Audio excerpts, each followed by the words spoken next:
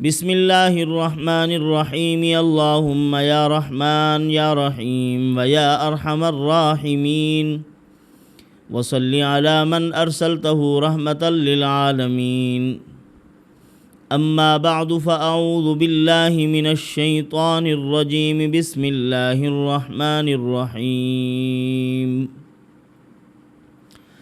قال ربکم ادعونی استجب لکم آمنت باللہ صدق اللہ العظیم۔ نہایت ہی واجب الاحترام بزرگان محترم، برادران عزیز، حدیث پاک کے جتنے محدثین ہیں ان محدثین میں سے ایک نمایاں نام حضرت امام مسلم رحمۃ اللہ علیہ کا بھی ہے۔ حضرت امام مسلم رحمۃ اللہ علیہ نے ایک دعا اپنی کتاب مسلم شریف میں کتاب الدعاء والاذکار کے اندر بیان فرمائی ہے۔ کسی بھی پریشانی اور مصیبت کے اوقات میں اور اللہ عز و جل سے ہمہ قسمی شرور و فتن سے نجات حاصل کرنے کے لیے، درد ہو، بیماری ہو، کسی چیز کا کوئی خوف ہو، اللہ عز و جل اس دعا کی برکت سے ان تمام تر دکھوں سے اپنے بندے کو نجات عطا کریں گے۔ اور اس دعا کے بارے میں اس حدیث پاک کی تشریح میں جو محدثین نے تشریح نقل فرمائی ہے یا کی ہے خود، وہ فرماتے ہیں کہ اگر کوئی آدمی اس دعا کو پڑھتے ہوئے اپنے دکھ درد کو دور کرنے کی نیت نہ بھی کرے اور دعا کے الفاظ ادا کرنے کے بعد اپنی زبان سے کچھ مانگے بھی نہیں، اس کے باوجود اللہ عز و جل اس کو عطا فرما دیتے ہیں۔ نہ مانگے پھر بھی عطا فرما دیتے ہیں، مانگے تو دگنا چگنا عطا فرما دیتے ہیں۔ تو برادران عزیز، حضرت امام مسلم رحمۃ اللہ علیہ بڑے متقی اور پرہیزگار شخصیت تھے، اور حضرت کے زندگی کے ابتدائی ایام اپنے والد محترم کے سائے میں گزرے ہیں۔ ان کے ابا محترم نے بہت نیک تربیت کی امام مسلم رحمۃ اللہ علیہ کی، اور ان کی اس پاکیزگی اور شرافت اور پاکیزگی کردار وہ آخر وقت تک برقرار رہی۔ اور ان کے استاذ جو تھے حضرت امام اسحاق ابن راہویہ رحمۃ اللہ علیہ، وہ فرماتے ہیں کہ جب تک امام مسلم رحمۃ اللہ علیہ روئے زمین پر رہے گا، زندہ رہے گا، اس وقت تک خیر ہمارے ہاتھ سے نہیں جائے گی، اللہ پاک خیریں عطا فرماتے رہیں گے۔ تو امام مسلم رحمۃ اللہ علیہ کی ولادت کے متعلق 3 اقوال ہیں۔ پہلا قول یہ ہے کہ سن 202 ہجری میں حضرت کی ولادت ہوئی ہے۔ دوسرا قول یہ ہے کہ سن 203 ہجری میں، اور تیسرا قول یہ ہے کہ سن 206 ہجری میں حضرت کی ولادت ہوئی، اور ابتدائی تعلیم اپنے مولد و اپنے مسکن کے اندر حضرت نے حاصل کی، نیشا پور کے اندر ابتدائی تعلیم حاصل کی، بہت کچھ حضرت نے وہاں پڑھا ہے۔ اور پھر اس کے بعد حضرت نے دور دراز کے سفر کیے، احادیث نبویہ کے لیے رسول اللہ صلی اللہ علیہ وسلم کے مبارک اقوال اور فرامین کو حاصل کرنے کے لیے بڑی دوڑ دھوپ کی حضرت نے۔ حجاز مقدس کے اسفار کیے، عراق میں گئے، مصر میں گئے، شام اور بغداد میں تو حضرت آخری عمر تک تسلسل کے ساتھ سفر کرتے رہے، اور بار بار جاتے علوم دین حاصل کرنے کے لیے، رسول اللہ صلی اللہ علیہ وسلم کے مبارک فرامین کو حاصل کرنے کے لیے۔ امام مسلم رحمۃ اللہ علیہ کے شاگرد بھی بڑے بڑے عظیم شخصیات ہیں، بڑی بڑی عظیم شخصیات۔ امام ترمذی رحمۃ اللہ علیہ، امام ابو عیسیٰ ترمذی کہتے ہیں، صاحب ترمذی کا نام ہے، یہ بھی شاگرد ہیں امام مسلم رحمۃ اللہ علیہ کے۔ امام ابو بکر خزیمہ رحمۃ اللہ علیہ، یہ بھی شاگرد ہیں امام مسلم رحمۃ اللہ علیہ کے۔ امام ابو عوانہ رحمۃ اللہ علیہ جلیل القدر محدث ہیں، شاگرد ہیں امام مسلم رحمۃ اللہ علیہ کے۔ امام ابو حاتم رازی رحمۃ اللہ علیہ شاگرد ہیں امام مسلم رحمۃ اللہ علیہ کے، اور اسی طرح یحییٰ ابن سعید رحمۃ اللہ علیہ یہ بھی یعنی شاگرد ہیں حضرت امام مسلم رحمۃ اللہ علیہ کے۔ ان کے اساتذہ میں سے اسحاق ابن راہویہ ہیں جو ان کی تعریف بیان کرتے تھے کہ خیر ہمارے ہاتھوں میں اللہ نے عطا کی ہے۔ ان کی وفات کا واقعہ کچھ اس طرح ہے۔ حضرت امام مسلم رحمۃ اللہ علیہ سے کسی نے حدیث پوچھی، حدیث پاک کے بارے میں سوال کیا۔ حضرت نے سنا، دماغ میں نہ آ رہا تھا کہ یہ حدیث کہاں ہے، تو گھر میں چلے گئے، تحقیق و تفتیش کے لیے کتابیں اٹھا لی اور حدیث پاک کو تلاش کرنا شروع کر دیا، اور ان کی زوجہ محترمہ نے وہاں کھجوروں کا ایک ٹوکرا رکھ دیا، بھی حضرت کھاتے رہیں گے تھوڑی سی۔ حضرت نے ایک ایک کر کے کھجوریں اٹھانا شروع کی، اور ادھر حدیث پاک میں مصروف ہیں، اور دماغ اس طرف نہ گیا کھجوروں کی طرف کہ کتنی کھا چکا ہوں، کتنی باقی ہیں۔ کھاتے رہے اور پورا ٹوکرا ختم ہو گیا کھجوروں کا۔ اسی سے ان کے جسم کے اندر حرارت پیدا ہوئی، شدید ترین بخار آیا، اور حضرت دنیا سے رخصت ہو گئے۔ یعنی حدیث پاک میں اس قدر منہمک تھے کہ خیال ہی نہیں جا رہا تھا دوسری طرف۔ اللہ عز و جل نے اس قدر ان کو والہانہ محبت عطا کی تھی رسول اللہ صلی اللہ علیہ وسلم کی احادیث طیبہ کے ساتھ۔ یہ جو ہمارے ممالک ہیں مشرق وسطیٰ کے، ان کے اندر حدیث کی خدمت کرنے والے اور فقہ کی خدمت کرنے والے حضرت امام مالک رحمۃ اللہ علیہ کے ایک شاگرد تھے۔ ان کو حضرت نے دعا دی تھی، وہ آئے تھے حضرت کے پاس علم حاصل کرنے کے لیے۔ اور آپ کو معلوم ہونا چاہیے، عرب کے اندر، جزیرہ عرب میں سنا ہے کہ ہاتھی نہیں ہوتے تھے، وہاں باہر سے لوگ آتے تھے لے کر۔ ایک مرتبہ ہاتھی آ گیا، اور جتنے حضرت کے شاگرد تھے وہ اٹھ کر ہاتھی کو دیکھنے چلے گئے۔ حضرت ابھی کلاس میں نہیں بیٹھے تھے کہ بچوں کو درس دے رہے ہوں۔ حضرت آئے جب تو دیکھا کہ سارے نوجوان، سارے شاگرد طلباء کرام چلے گئے، ہاتھی آیا، ہاتھی آیا، ہاتھی کے پیچھے بھاگ رہے ہیں، اور وہ شاگرد بیٹھا ہوا۔ حضرت نے ان سے پوچھا، فرمایا کہ آپ نہیں گئے ہاتھی دیکھنے کے لیے؟ انہوں نے کہا کہ حضرت میں ایک مقصد لے کر آیا ہوں، میں ہاتھی سے کھیلنے نہیں آیا، میں یہاں ہاتھی دیکھنے نہیں آیا، حضرت آپ کی خدمت میں آیا ہوں دین حاصل کرنے کے لیے، مبارک علم حاصل کرنے کے لیے، محمد الرسول اللہ صلی اللہ علیہ وسلم کے میٹھے کلمات، آپ کی احادیث طیبہ سے اپنی زبان کو میٹھا کرنے کے لیے آیا ہوں، ذائقہ چینج ہو جائے میرا، یہ کچھ پڑھنے کے لیے آیا۔ کئی ممالک میں اللہ تعالیٰ نے اس نوجوان سے کام لیا ہے کہ وہ بامقصد نوجوان تھا، ایک مقصد لے کر گیا، اسی مقصد کے پیچھے بیٹھا، دائیں بائیں کی کوئی طرف توجہ ہی نہیں کی، کیا ہو رہا ہے کیا نہیں ہو رہا، بس پڑھائی کے ساتھ تعلق ہے۔ تو امام مسلم رحمۃ اللہ علیہ نے ایک دعا بیان فرمائی کتاب الدعاء والاذکار میں کہ اگر یہ دعا پڑھ لی جائے تو جتنی بھی پریشانی ہو، جتنی بڑی مصیبت ہو، اس دعا کو پڑھنے کے بعد بندہ اللہ تعالیٰ سے دعا مانگ لے۔ اللہ عز و جل کے بڑے مبارک نام بھی اس دعا کے اندر موجود، اور اس دعا کی تشریح کے اندر محدثین نے بڑی زبردست گفتگو فرمائی ہے۔ فرمایا اس دعا میں اللہ عز و جل کی الوہیت موجود ہے،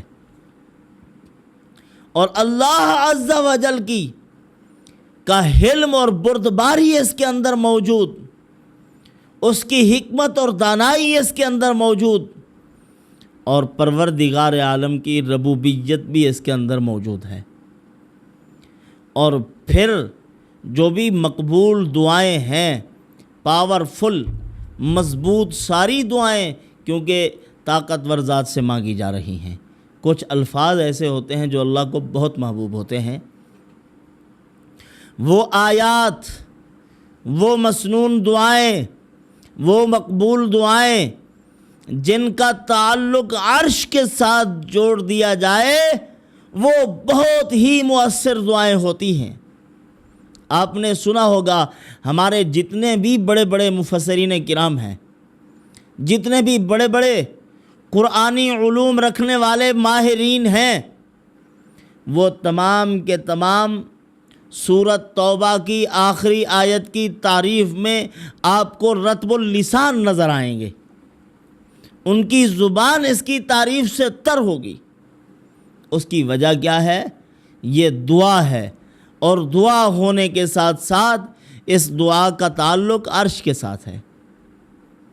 حسبی اللہ، ویسے لقد جاءکم رسول من انفسکم عزیز علیہ ما عنتم حریص علیکم بالمؤمنین رؤوف رحیم فَإِن تَوَلَّوْا فَقُلْ حَسْبِيَ اللَّهُ لَا إِلَٰهَ إِلَّا هُوَ عَلَيْهِ تَوَكَّلْتُ وَهُوَ رَبُّ الْعَرْشِ الْعَظِيمِ۔ یہ عرش عظیم کے ساتھ جڑی ہوئی یہ مبارک آخری دو آیات پڑھ لو، آگ میں نہ جلو گے، مصیبتوں اور پریشانیوں سے محفوظ رہو گے، دشمن تیرے ناکام رہیں گے، اور اللہ عز و جل قدم قدم پر مدد فرمائیں گے۔ عالم بیداری میں محمد الرسول اللہ صلی اللہ علیہ وسلم کی زیارت نصیب ہوتی ہے اس آیت کو پڑھنے پر۔ امام شبلی رحمۃ اللہ علیہ آگ میں چھلانگ لگا دیتے، آگ جلاتی نہیں تھی۔ پوچھا کیا عمل ہے؟ فرمایا مغرب کی سنتوں میں اس سورۃ توبہ کی آخری آیات کو پڑھتا ہوں۔ تو بہرحال یہ جو دعا امام مسلم رحمۃ اللہ علیہ نے مرحمت فرمائی ہے، بیان فرمائی ہے، اور مسنون دعا ہے، یہ مبارک دعا اس کا تعلق بھی اللہ رب العزت کی الوہیت کے ساتھ، اس کی ربوبیت کے ساتھ، اس کی کریمیت کے ساتھ، اور اس کی حلیمیت کے ساتھ، اور عرش عظیم کے ساتھ۔ 7 آسمان اور 7 زمین جو کہ عرش خداوندی کے سائے میں ہیں، ان تمام کے ساتھ۔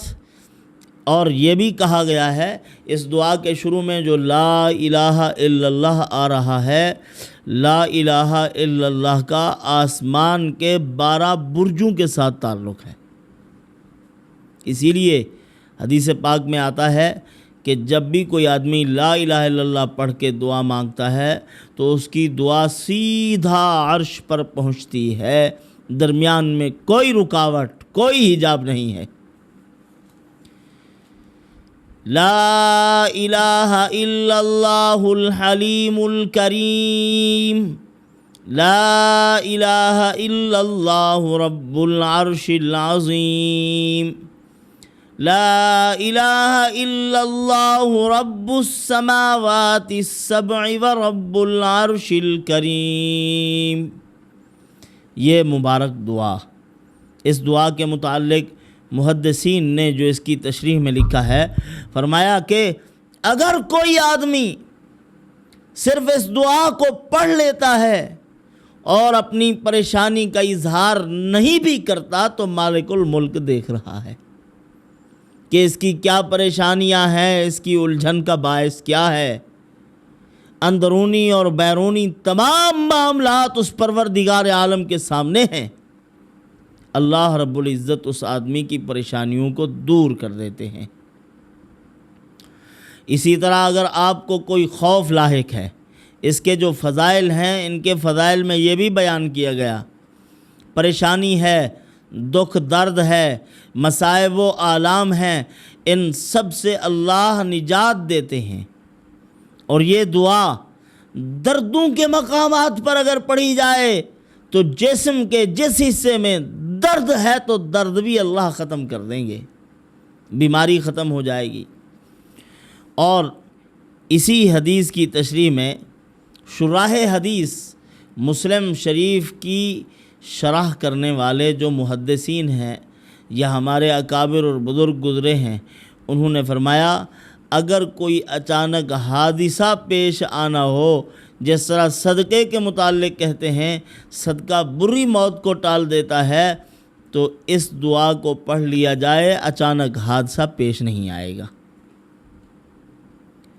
اور اسی طرح بندے کو اگر کہیں جا رہا ہے، خوف ہے کسی حاکم وقت کا، خوف ہے کسی ظالم جابر کا، خوف ہے کسی جنگل کے درندے کا، تو اس کو پڑھ لے، اللہ عز و جل ان سے امن عطا فرما دیں گے، سارے خوف بندے کے دور کر دیے جائیں گے۔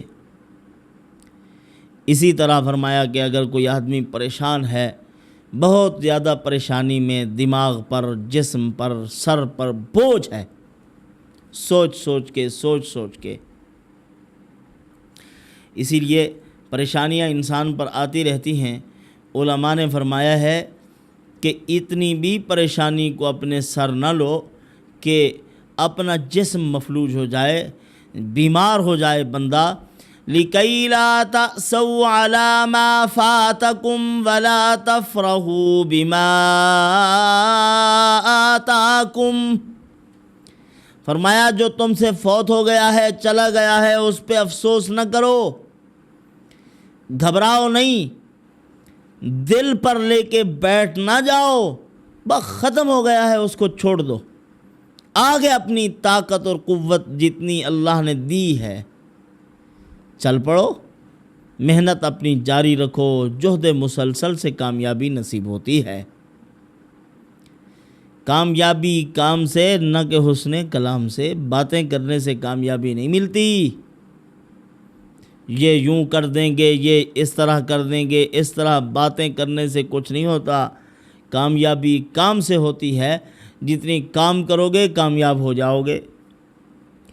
اسی لیے قائد اعظم محمد علی جناح نے کہا تھا کام کام کام پھر آرام، کام کرنا چاہیے،